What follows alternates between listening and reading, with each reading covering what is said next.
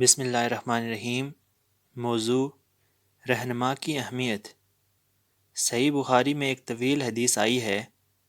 خلیفہ اول ابوبکر صدیق رضی اللہ تعالیٰ عنہ سے ایک خاتون نے پوچھا کہ دین کا معاملہ کب تک درست رہے گا؟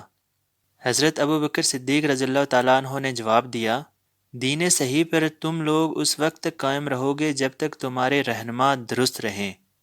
کوئی تحریک خواہ وہ اچھی ہو یا بری، ہمیشہ رہنما طبقہ اس کو چلاتا ہے۔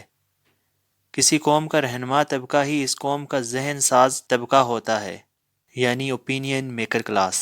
وہی عوام کو کسی ایشو پر موبلائز کرتا ہے، وہی لوگوں کو ابھار کر کسی محاذ پر کھڑا کرتا ہے۔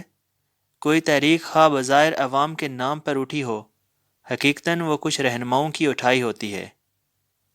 کسی معاملے کی نوعیت کو عوام نہیں سمجھ سکتے، یہ صرف خواص ہیں جو اس کی واقعی نوعیت کو سمجھتے ہیں اور عوام کو رہنمائی دیتے ہیں۔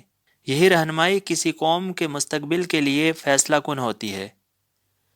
اگر رہنما نے قوم کو صحیح رخ پر اٹھایا ہو تو وہ آخر کار اپنی منزل مقصود پر پہنچتی ہے، اور رہنما اگر قوم کو غلط رخ پر دوڑا دے تو ساری قربانیوں کے باوجود تباہی کے گڑھے میں جا گرتی ہے۔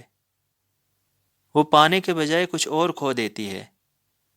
کسی قوم کی عملی زندگی میں رہنما کا رول بے حد نازک ہوتا ہے، اس لیے ضروری ہے کہ رہنما آخری حد تک سنجیدہ ہو، کیونکہ اس نے اگر قوم کو غلط سمت میں دوڑا دیا تو اس کے بعد جو تباہی آئے گی اس کی ذمہ داری سب سے زیادہ اسی رہنما پر ہوگی۔ دریا میں تیرنے کے لیے وہی آدمی اترتا ہے جو تیراکی کا فن جانتا ہو۔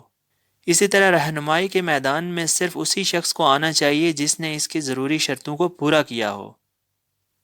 دین کا بخوبی علم، حالات موجودہ کا گہرا مطالعہ، قوم کی ایمانی اور اخلاقی حالت کا صحیح اندازہ، بیرونی طاقتوں کے بارے میں کامل معلومات، اس قسم کے تمام ضروری پہلوؤں پر جس کو دستگاہ حاصل ہو اسی کو رہنمائی کے میدان میں اترنا چاہیے۔ اس کے بغیر رہنمائی کا سنبھالنا ایک جرم ہے، نہ کہ کوئی رہنمائی۔